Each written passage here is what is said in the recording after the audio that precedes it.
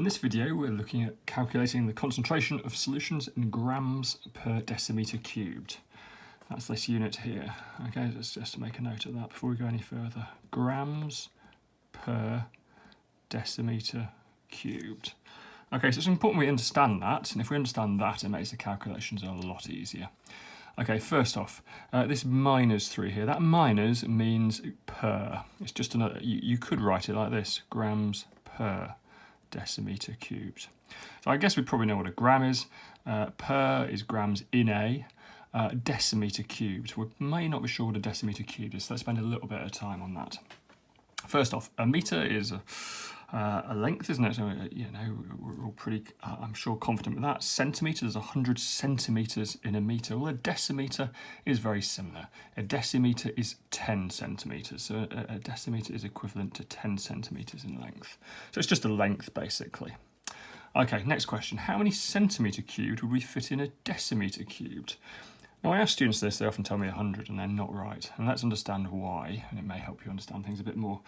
If we had 10 centimetres like that, yeah, if that was a 10 centimetre line, okay, we'd have, that's one decimetre line, we'd have 10 centimetres in 1 decimetre. We're happy with that. Now, if we were to make a square box, 10 centimetres by 10 centimetres, okay, and I was to ask you, how many centimetre squares could we get in that? Well, we're going to get 10, say, if that's 5, 4, 3, 2, 1, 6, 7, 8, 9, 10. Right, okay, so if we were to go 10 centimetres, like so, something along those lines. Okay, if there's 10 centimetres there, 10 centimetre squares there, and we were to fill this whole box up, we'd need 10 rows of those. So we need 100 centimetres squared. 10 times 10 is 100 centimetres squared. Okay, but we're in a volume here, in a cube. So let's make this into a 10 centimetre cube now, like so.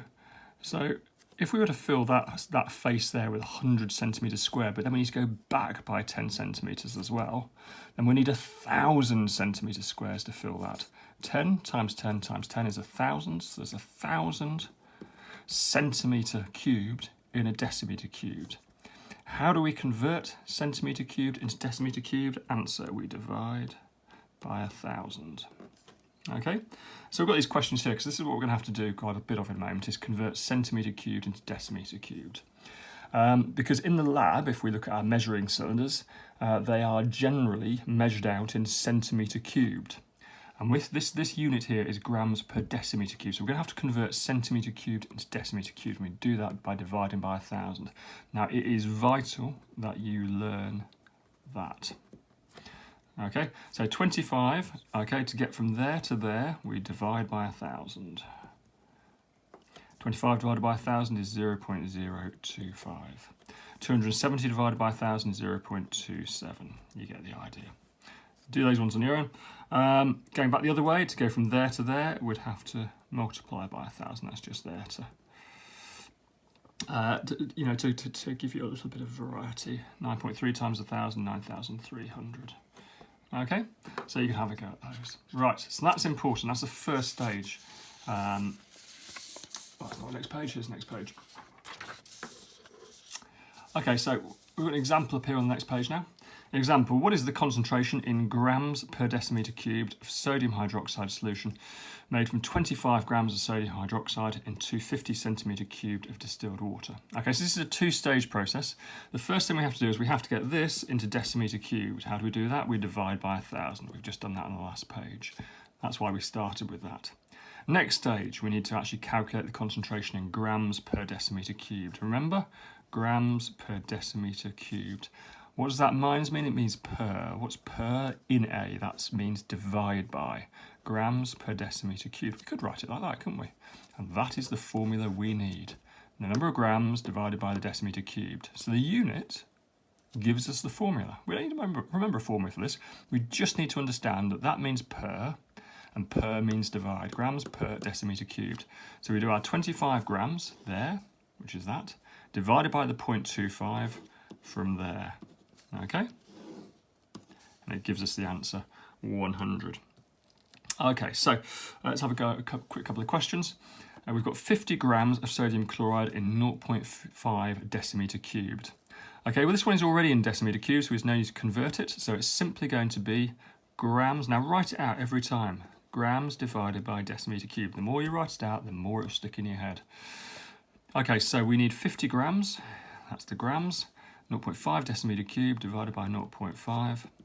Okay, you stick that in a calculator if you want to get the answer, or just work it out in your head. It doesn't matter to me which way you do it. Okay, so 50 divided by 0.5 equals 100. Okay, equals 100 grams per decimeter cubed. Okay, you do that one on your own. Number 3, let's do this one together. Okay, this is the 2-stage one. Now 20 grams of barium chloride in 50 centimeter cubed. So step 1, we need to get that into a decimeter cubed. How do we do that? 50 divided by 1,000. Remember I told you, you have to remember there's 1,000 centimeter cubes in a decimeter cubed. Equals 0.05.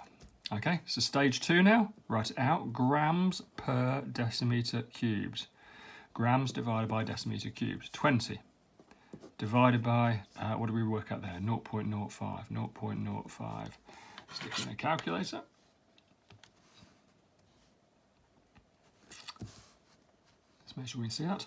20 divided by 0.05 equals 400. Answer, 400 grams per decimeter cubed equals 400 grams per decimeter cubed.